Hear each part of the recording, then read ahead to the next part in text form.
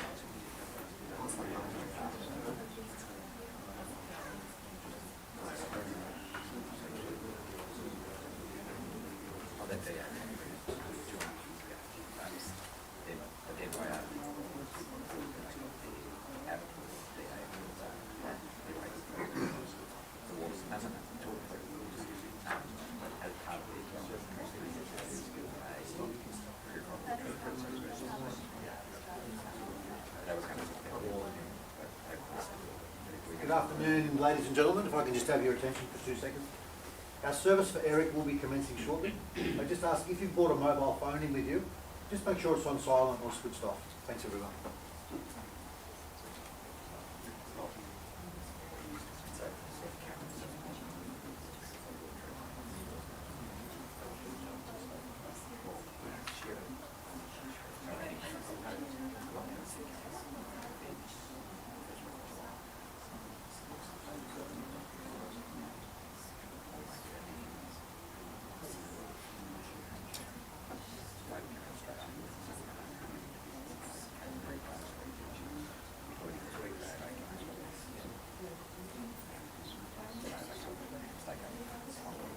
Ladies and gentlemen, can I please ask you to be upstanding?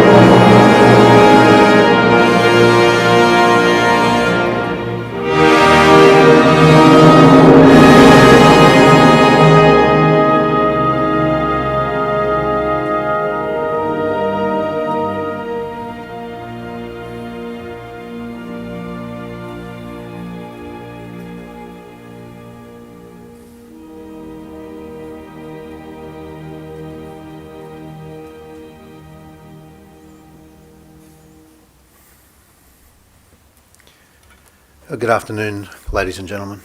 My name is Brad Webber. My role here today is to help you all celebrate the life of and pay tribute to late Eric Alfred Anderson. Eric passed away on the 9th of June at 94 years of age. So on behalf of all of Eric's family, thank you all so much for your presence here this afternoon at the Mackay Family Chapel. The family wish to express a huge heartfelt thank you for your presence today. And whether you've travelled from near or far to be here this afternoon, the family says a huge thank you. Of course, for coming to say your farewells and to pay tribute to Eric's life, again, a huge thank you.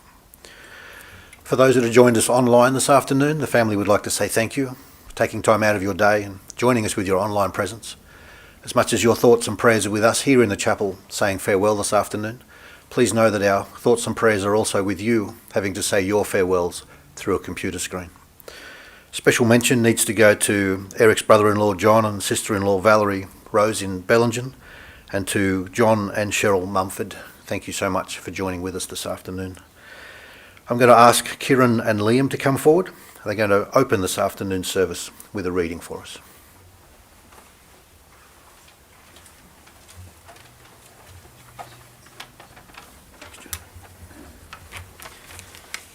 The Irish blessing.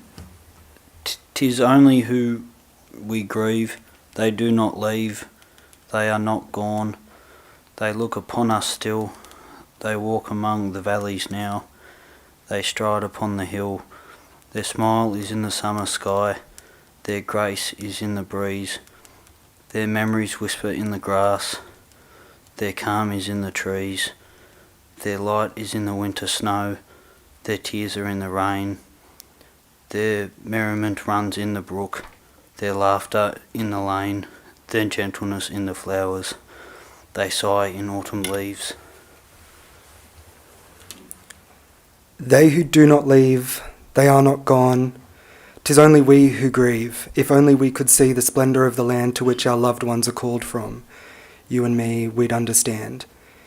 If only we could hear the welcome they receive from old familiar voices, all so dear, we would not grieve. If only we could know the reason why they went, we'd smile and wipe away the tears that flow and wait content.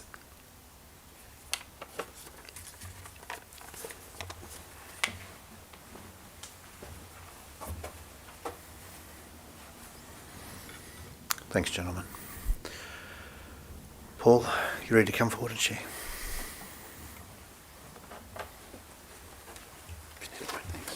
Thanks, Brad. Good afternoon, everybody, and a huge heartfelt thanks to everyone who's here today or via the stream. On behalf of Monique and I and our family, Fiona and Johnson and their family, and David and his family, thank you very much. Eric, Uncle Eric, Brother Eric, Dad, Grandpa and Great-Grandpa. Where do we start? When I started to write this eulogy, I thought, wow, how am I going to do justice to such a great, gentle, quiet and reserved person who's taught us all so much? While Dad was never the best communicator in the world, he was always there to help, guide, prod, poke, even to provide advice sometimes when we didn't even want it. He showed us all so much love and devotion. He may not have said it very often, let's be truthful, if at all, but we all know that actions speak much, much louder than words. Dad loved all of us. He was very proud of what we had achieved and what we'd all become. He was always so happy to see or hear from us. He especially loved the fact that the grandkids would call in and see him and say hi, but most of all probably to fix his phone, his computer, his TV. Eric Alfred Anderson, born in Dubbo, 1st of June 1928. The eldest son to Gordon William Anderson and Winifred Lillian Anderson, a big brother to Jean. Dad slipped away from us on the 9th of June 2022. He was 94, 1 week and 1 day.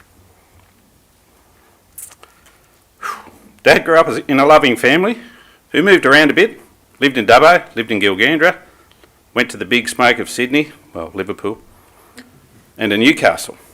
Moved due to Granddad's work, and I suppose at the time it was part of the Great Depression. Dad went on and studied at Sydney Technical College to become a manual arts teacher. and went on to pursue a career as a teacher spanning over 40 years. Dad's original placement as a teacher was shared between two schools on the south coast, Milton and Moruya. He used to travel the distance between the schools on a public bus. I remember when I went to work down there, him telling me that it used to take him about 4 hours. He lived in Milton and used to stay in a little house at Moruya on the nights that he went there to work. Dad later transferred to a high school in Sydney. Whilst he was working in Sydney, he met our mum, Margaret Rose, who was nursing along with Auntie Jean at Canterbury Hospital. This commenced the family's long, and I'm sure we'll all agree, at sometimes devastating love and lust of the Bulldogs. When I say all of the family, it must be said that that didn't include Dad. Dad would disappear into the shed every time that Mum had turned the football on and miraculously reappear just as the game had been completed. Go figure.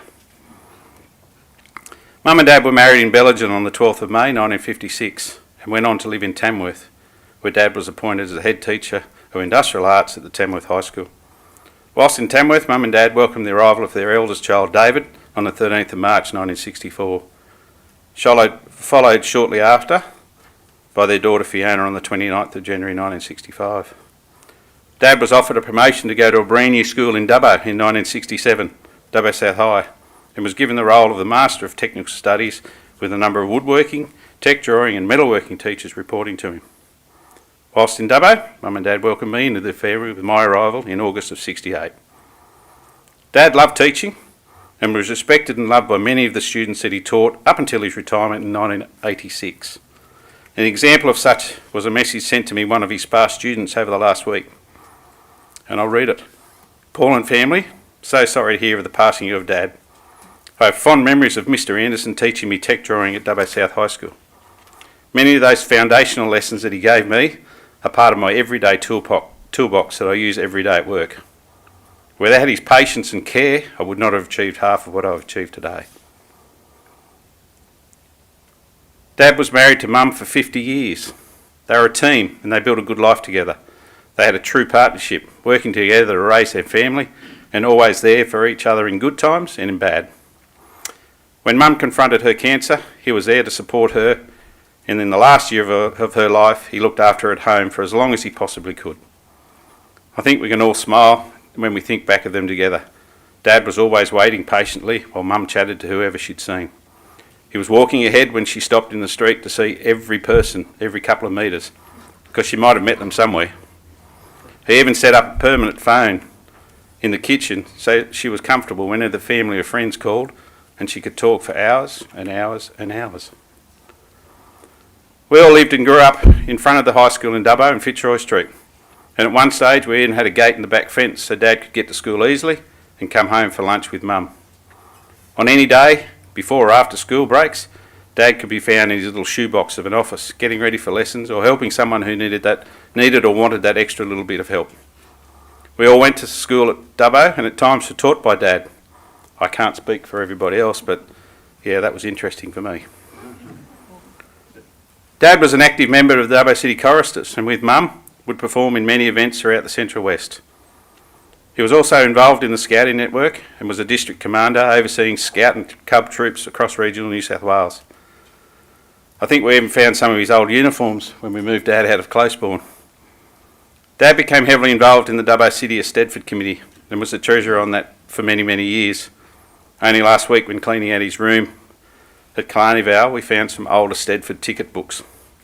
No one can ever say Dad wasn't the first recycler or cared for the environment. I think every notepad that he ever had was recycled from somewhere. Dad was always prepared to help those that he considered less fortunate than himself, and then he became a major contributor to the technical aids for disabled people.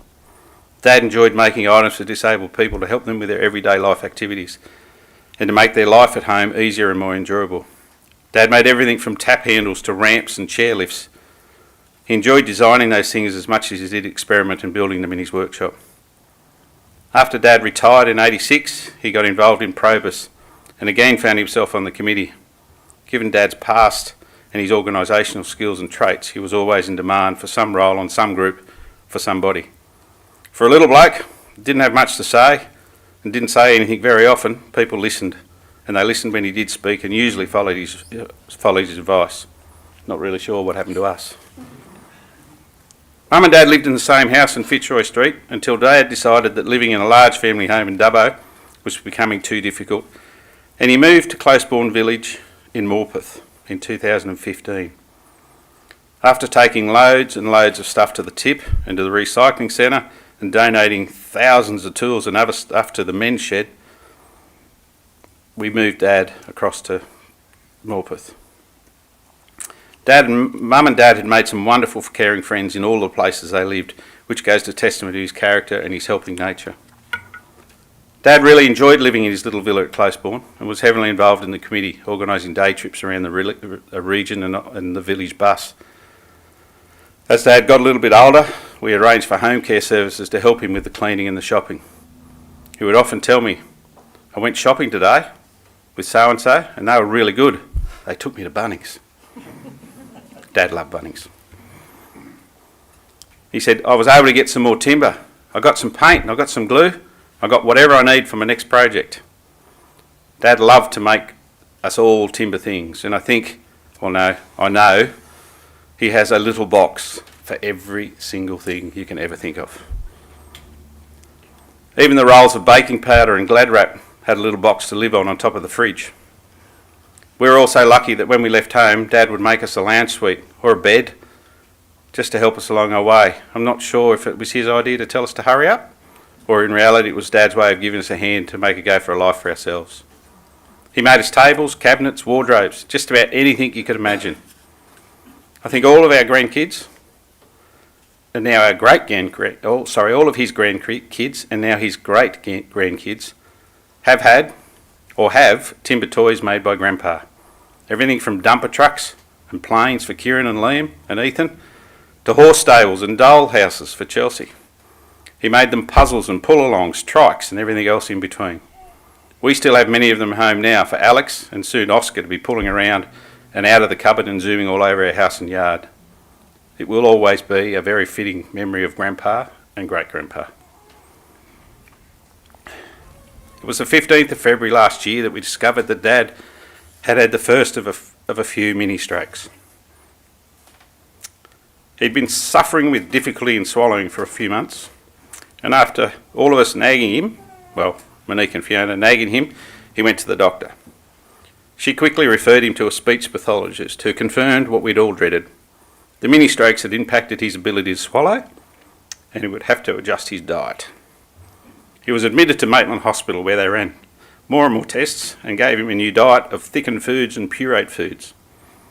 To say he wasn't a fan of the new diet was very much an understatement. When you would ask him, how was your food today? "I don't know. It all looks and tastes the same to me," was the reply. After spending about a month in Maitland Hospital, it was decided to send Dad to East Maitland Private Hospital to their rehabilitation unit. Here he was to learn how to prepare new meals for himself and his thickened foods so that he would avoid choking. The deal with the occupational therapist was that once he could prepare 3 meals for himself in the training kitchen, he could go home. I don't think I've ever recalled Dad being so keen to get into a kitchen. Well, he passed that with flying colours and was allowed to go home. We ordered in all the thickening agents and all his foods and he was back at home. Not too far along that journey though, Dad had had a fall and couldn't get himself up. He was dehydrated and was back into the hospital and back to the rehab unit we went. During this stay it was decided that Dad's ability to swallow was worsening and we made the very difficult decision to install a feeding peg. The operation was a success, but anaesthetic knocked Dad about and he suffered from delirium. As hard as this was to watch, it gave us some funny discussions. At one stage when I went to visit Dad, he told me he'd been to the pub on the train for the day. And he asked the kids if I was okay after an accident that I had that closed the Pacific Highway for days. Neither had happened. But he was adamant that was the case. And for those of you that knew Dad, he probably only ever went to the pub in Morpeth when we took him there for his birthday. And I don't think he's ever been to the pub by himself, with maybe one exception, which was to pull me out once when I was only underage, and it was only once. Dad recovered from his delirium. We all sat and discussed the next steps and where do we go from here. Dad decided that he couldn't really look after himself anymore at home. and we started the journey of finding a nursing home for him to live in. Luckily, we eventually found a beautiful space in Opal Care Community at Killarney Vale, which was only about 10 minutes from our home. Dad was excited about the move, and he moved into his new home on the 1st of June 2021. That meant Johnson, Fiona and I, Liam and Monique spent another weekend cleaning out another one of Dad's houses, and more additional loads of furniture and stuff to donate to charities into the bin. Dad decided he didn't need them any longer. He'd had a great time in the nursing home, enjoyed the day outings with the bus group and got to see many parts of the case he'd never seen before. He even found a great mate next door in Harry, who came and saw me last week to tell me how much he missed Dad and how much of a gentleman Dad was. He's asked me to pass on his condolences and hopes we're all doing okay. Dad was getting less and less mobile after the last 6 months. He'd had a few slips and falls, but had still managed to get himself to the dining room every day for his pureed meals and his chat with Harry. Ultimately, Dad would have to have his peg replaced, and again the surgery and anaesthetic knocked him about. He was recovering well, and his doctor had told us he was on the improve. Dad died in Gosford Hospital on the 9th of June after suffering from a swallowing episode. He'd been in bed for a few weeks and was very non-mobile at the time. The staff at the home and the hospital did everything humanly possible. But I truly think Mum had made the call and told him that her party time was over and it was time for him to come and be back with her again. Dad loved Mum so much, and he missed her every single day from her passing, and he so much wanted to be back with her again. The only time I ever saw my dad cry was when he talked of Mum. There are so many memories of Dad, from taking us in the caravan all over New South Wales and Queensland as kids on school holidays, to him working in his shed or the garden, or coming to visit us and working in our sheds or our gardens to help out. He taught us all how to drive a car, was most excited when we all got our licence. Wasn't so excited when I lost mine. But he was there to pick me up, dust me off, send me on my way. He made sure we got to see as much of the country as possible, and pack up the caravan and take us on an adventure to somewhere new. Some of them were exciting, some not so, but Dad was always there. He's the foundation, along with our Mum, for the family that was built.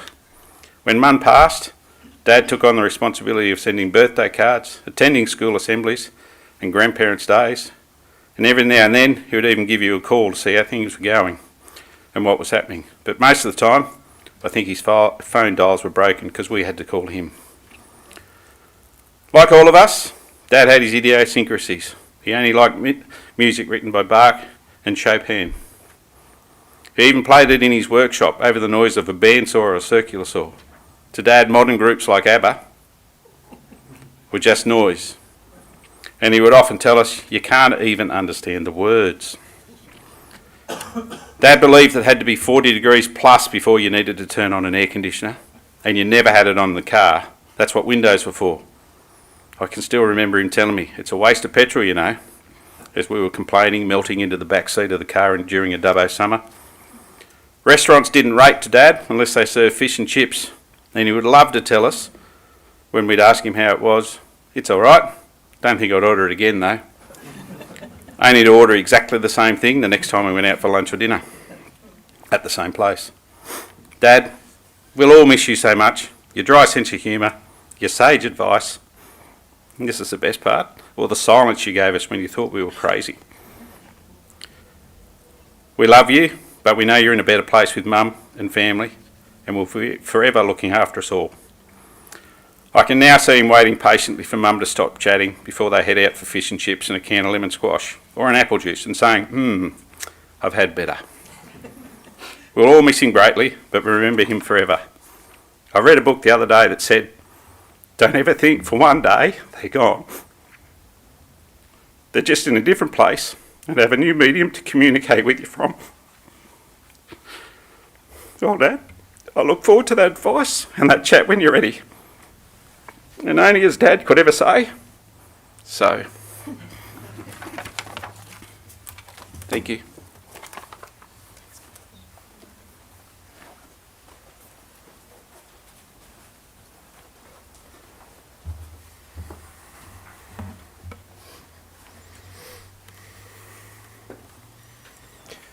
Thank you, Paul. We're going to pause the service now. We're going to put some images up on the screen from Eric's life. You've each arrived today carrying your own memories of Eric. You've all shared a moment, a time or a place. What this does now, it gives you an opportunity to grab some more memories, add them to the ones that you've arrived with today, and leave with an even bigger picture of Eric's life.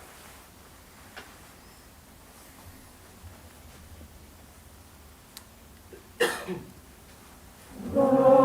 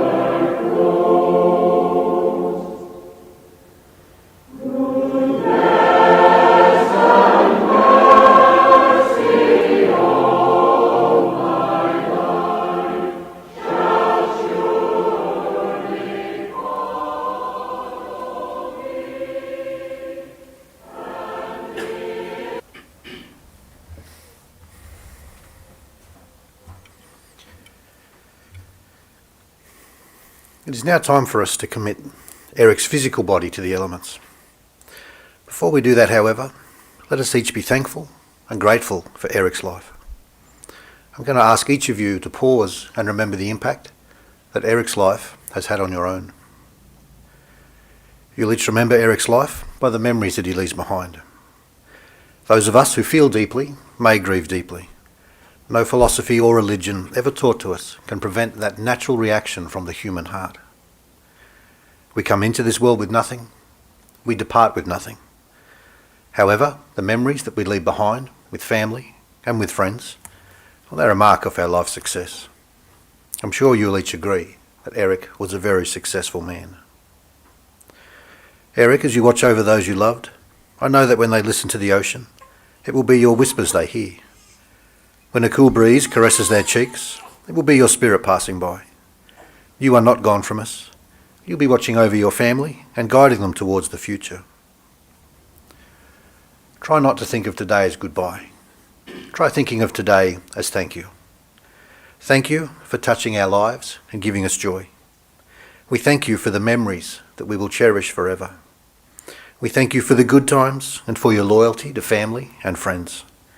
We thank you for your love. We thank you for your laughter.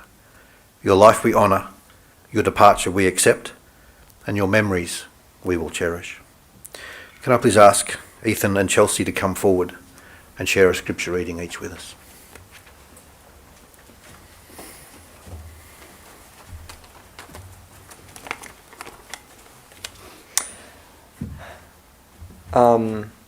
Ecclesiastes chapter 3 verse 1 to 4. There is a time for everything and a season for every activity under the heavens. A time to be born and a time to die. A time to plant and a time to uproot.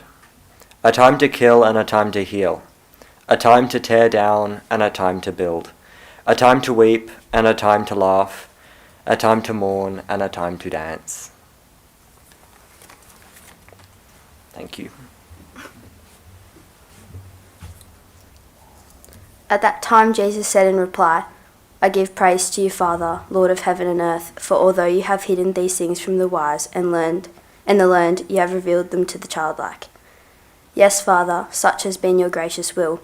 All things have been handed over to me by my Father. No one knows the Son except the Father, and no one knows the Father except the Son, and anyone to whom the Son wishes to reveal him. Come to me, all you who labour and are burdened, and I will give you rest.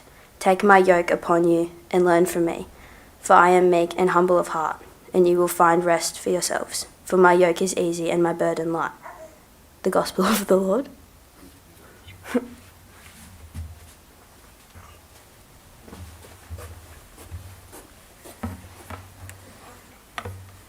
Thank you, Ethan. Thank you, Chelsea. Can I please ask everyone to be upstanding at this stage, please?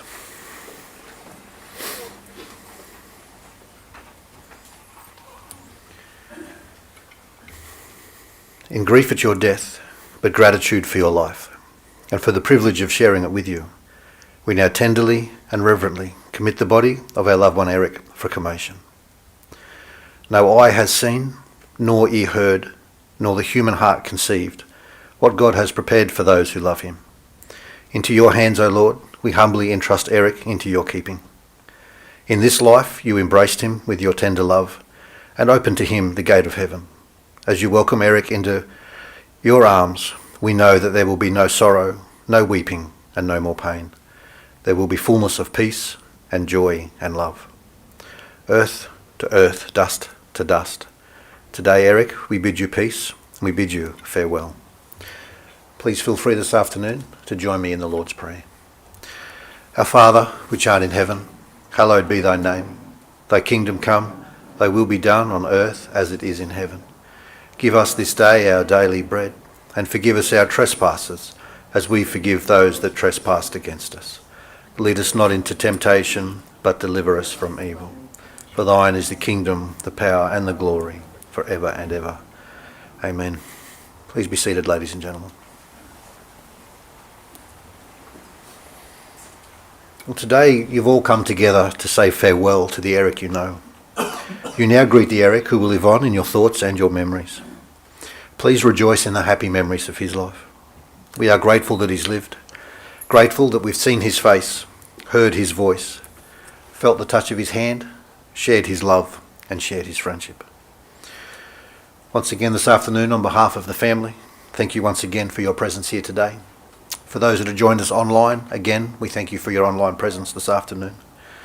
The family would like to say a huge thank you to each and every one of you for the love and friendship you've all shown Eric throughout his lifetime.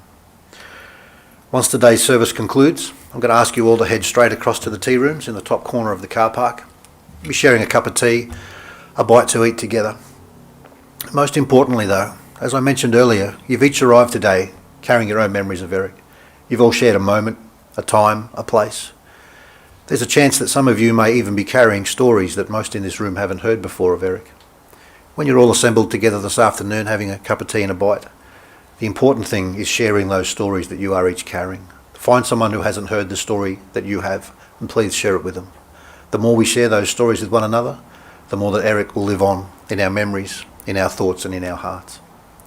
Now just before we do exit the chapel this afternoon, I'm going to ask the family to come forward. They're going to say a final farewell on the way of a floral tribute. We'll put a piece of music on. I'll ask the family to come up, take a flower, place it on Eric's casket, and then please make your way from the chapel. Once the family have done that, please feel free to join them, or if you wish, come forward and say your own farewells this afternoon. So once again, on behalf of the family, myself and Mackay's, thank you all so much.